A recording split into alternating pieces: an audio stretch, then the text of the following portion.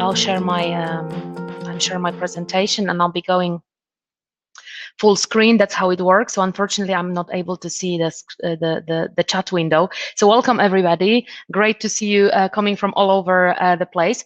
As you can see, I come from Nestle. That's our logo in here. Working for IT department, information technology in Nestle, covering the EMENA zone. So that part where we are all located, most of us are located, I think, the one who joined the session. And yeah, I specifically take care of HR applications, so the ones that support HR departments. I'm not going to go into details of my job. I wanted to tell you a little bit more on trust today, the topic that is very close to me, and I think right now when we are all working remotely, it's even closer to our hearts, because we don't have that much chance of doing this water cooler chats or having coffee together in the offices. So we need much more of of this trustful cooperation online. I have to say that I have been working remotely for the past 3.5 years. Before I was doing this hybrid model, bit on office, bit from home. I have to say that working fully from home requires a little bit different skills, I think, than having the opportunity being in the office. I will give you a little bit more hints on how to make it work. Also, I guess, I don't know if you ever were asked that question, but myself as a leader, as a manager, I have been asked that question a couple times, how do you know if the guys who are sitting remotely are working? And I always responded with similar question, how do you know if they are working right now, sitting next to you? I think that applies in exactly same way. It doesn't matter if we work next to each other or if we work remote. The trust is the basic ingredient of this beautiful elixir of making work work. And I have to say that now what I see with the companies that have high level of trust, they are, instead of asking that question, how do I know they are working, they ask themselves a question: how do I possibly support them most so they can do their work best? And this is what is all about, that presentation. So, I also found this nice statistics. This is very recent, is a recent research done by Global Workplace Analytics that, after COVID, the estimate is that 25 up to 30% of the workforce will be working from home multiple days a week by the end of 2021. So, of course, there will be this mixed hybrid model, people working from the offices and at home, but the increase will be just amazing, right? The pace. I wanted you now to go to these websites, which is very quick check on, whom do we have here. And I really like to make the session interactive. So if you just type in your browser www.menti.com and you use the code that you see on the screen, which is 892189. And I need to just go to my website. Unfortunately, that's a bit difficult. I'll need to present here so you guys can type. So you see the code on the screen here as well, 892189. And the website is menti.com. Fantastic. Now we can see the, where are you guys coming from? You already told me a little bit in the chat, but as this functionally doesn't have a preview of the chat, I thought I will use the menti.com. I like that tool a lot. Oh, South Africa is very, very well represented, I have to say. Wow, amazing. But Poland, so my home country as well. Nice. Okay, great. I'll give a couple more seconds because I don't want to take too much time. I think we can take a nice picture later on. Actually, I think I will be able to share it because it stays in the tool. Fantastic. Okay, thank you so much. So Poland actually is the winning place, I guess, because I'm coming from there. So I'm coming back to a presentation, okay, and we start from slide number 5 actually. Cool. So I want to get into some more meat. So more information that is maybe useful for you guys.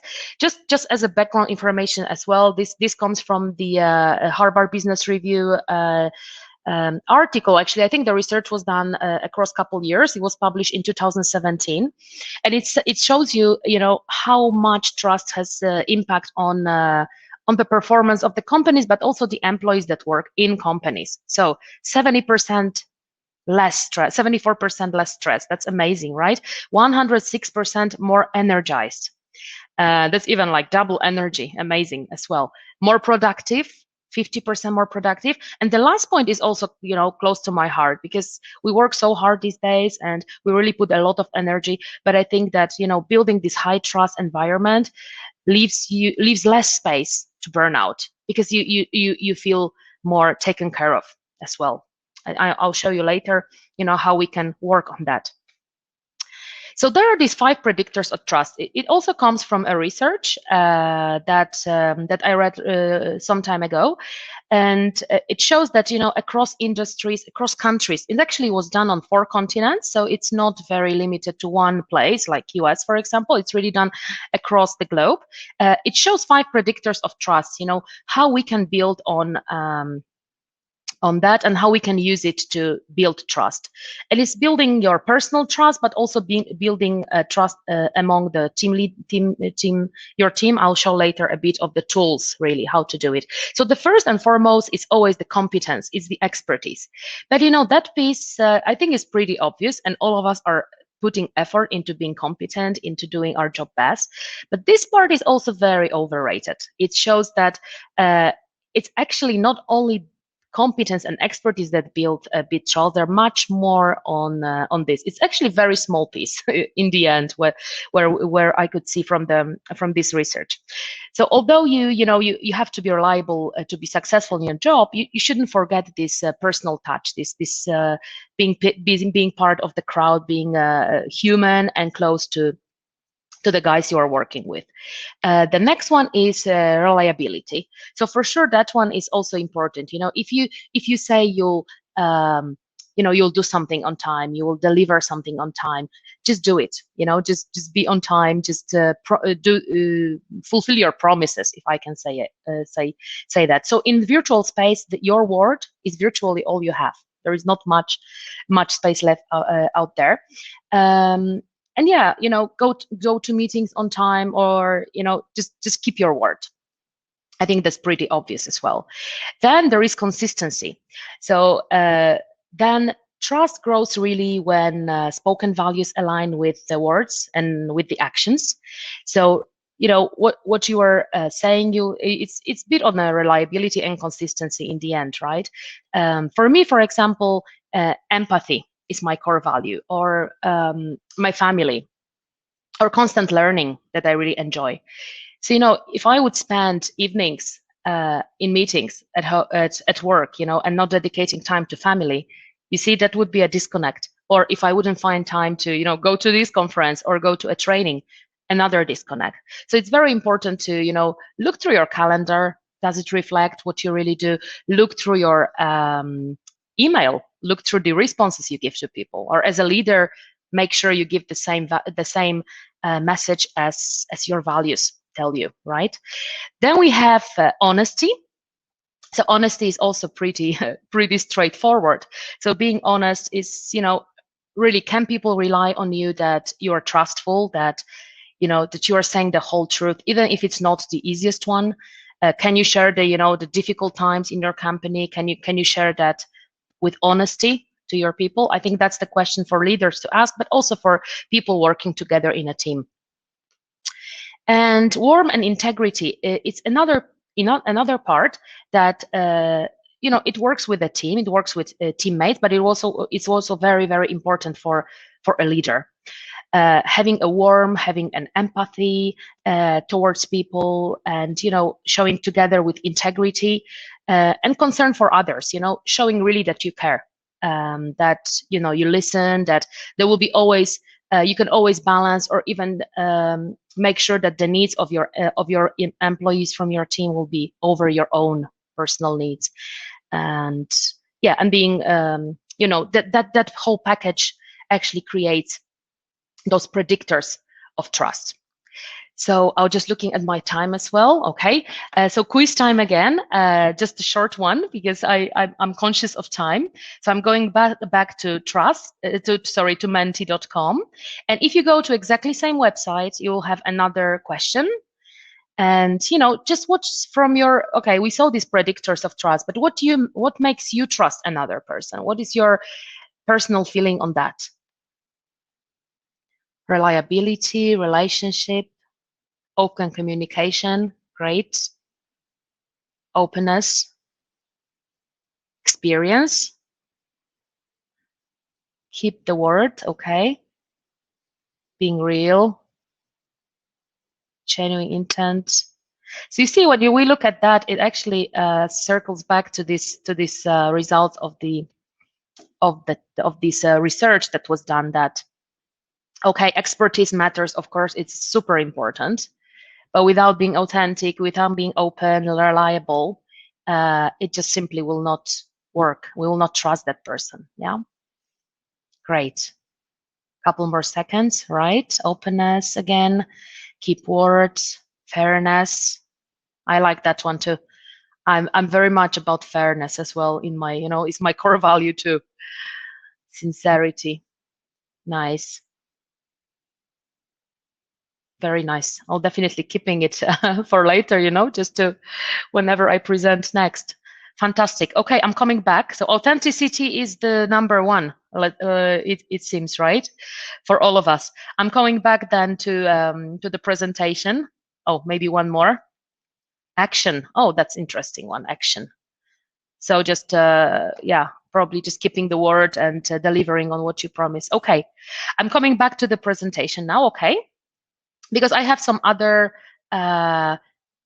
ideas how to build trust. We have like 9 minutes left together with Q&A. So how do we build trust in virtual environments? And I will show you my own examples. That's what I do personally, and something we do nowadays in Nestle. Most stuff we do with my team in Nestle right now. But I also tested it in my previous places. So first of all, and this also comes from the idea when people are asked what is important and how can you build trust in company. It's very important to recognize excellence. So it's the recognition, yeah, as we call it, and it has to be really done immediately. It has to be done widely with the public, and it has to be sincere, of course, right?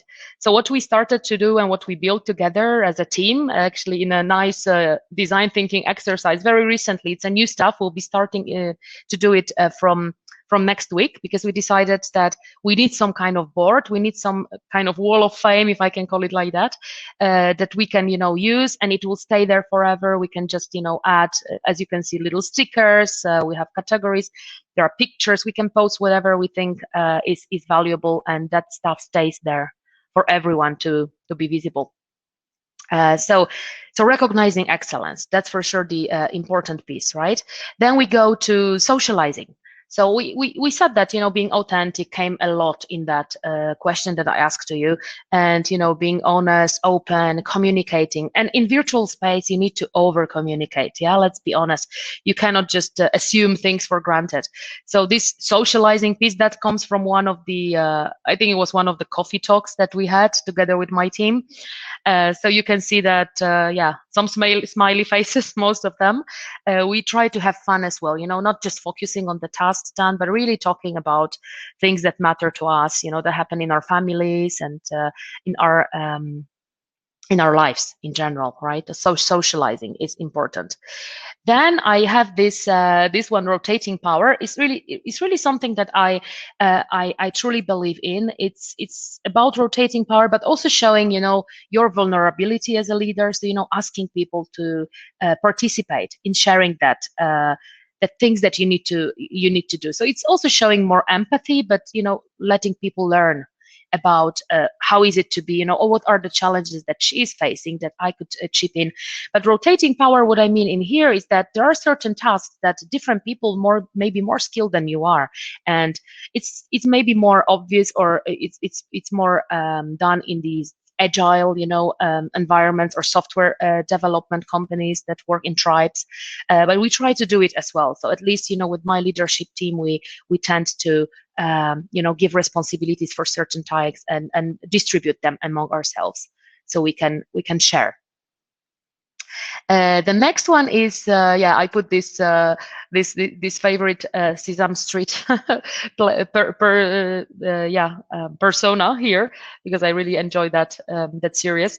But what I mean here is about the responsibilities. So it's this old good RACI matrix that really helps out because when we work virtual, we cannot just say you do everything and having no clear guidelines, no clear responsibilities assigned. That's very difficult because it adds the ambiguity to our work, although it's already quite difficult to do it virtual. So yes, and then I said about that already before. It's really about communicating. So the more silence there is, it's not golden. Yeah, it's not really golden in that sense in a virtual team because it may be deadly. So you need to over communicate and make sure the message comes across and comes back, right? So it's two-way communication. The other thing that is important as well, because as we work virtual now in this new setup, at least for some time, I guess, because some people are coming back to office gradually, it's very important that we share the strategy with ourselves, and we debate about it. We understand where are we heading, what are the next goals, what do we need to do, what's our company strategy in that sense. I think that it helps a lot, right, in that situation. So then yes, it's also about knowledge sharing. So sharing is communicating what I said before, but just make sure that you dedicate enough time to that because you will need more than normally as you would do in the office. And knowledge sharing, being very transparent, also creates level of trust among employees. And it's important to do it internally and externally as well. You see, I'm coming to share the knowledge externally, and that helps me as well to gather different perspective from different people who come to this conference. There were nice sessions already this morning that I attended. So the other piece that I'm really conscious about is, are you treating distant team members the same way that you would treat colleagues sitting next to you? Or, maybe are you treating people from different locations in the same way that you treat people, from your home location? That's very important. It's really about being inclusive. And it's not only about gender. It's about, nationality, it's about culture and different factors of diversity that you may be aware of. Yeah. And then, yes, another menti.com. I actually enjoy that part a lot. I'm switching to the next slides. So then I wanted to learn from you guys as well. So I do the two-way communication, you see. What do you do to build trust in your virtual team that you are working in currently? Maybe as a leader or as an employee, as a peer in that team. So same code, menti.com, 892189. Hope you can hear me okay. Yes, there is one person coming. Okay, great. Informal communications, shared result fast, share and communicate, inclusive decision making. Exactly, that's this rotating power, so-called. Socializing, share insightful articles. Oh, that's nice. So really knowledge sharing, yeah, between different people. Socializing.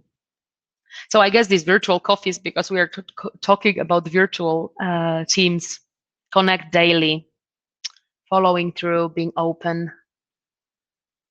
Yes, inside, and communicating again, and develop a friendship. That's very nice. So being close to each other. Integrity and honesty. Yes. I wonder if you have any specific tools, that you use. I'll show a little more as well. I think I have a couple more. Oh, we need to finish soon. So thanks a lot. I'll just switch, to just to finish on the main part. Yes. So the best way to find out really if you can trust somebody is just to trust them. I think that I make the as a final slide in here, because we just need to open up and we need to try to trust different people. What I learned also, and I read in other article, other research, is that actually the more you travel, the more you tend to trust different people. And it was quite amazing because it says something about if you traveled 40 countries, you are able to increase your trust in people by 25%. It was one of the research as well that I seen recently. Unfortunately, the travel is pretty limited, but I really wish for you, you know, that you develop this trust among your teams, that you use some of the hints that I shared in here by building that trust, either you're a leader or an employee. And thanks so much for your time. I think we are right on top of the 20 minutes that I had. Unfortunately, it's not enough to share everything, but I'm happy to connect with you. You'll find my profile on LinkedIn easily. So happy to connect, and all the best, guys. Thanks a lot.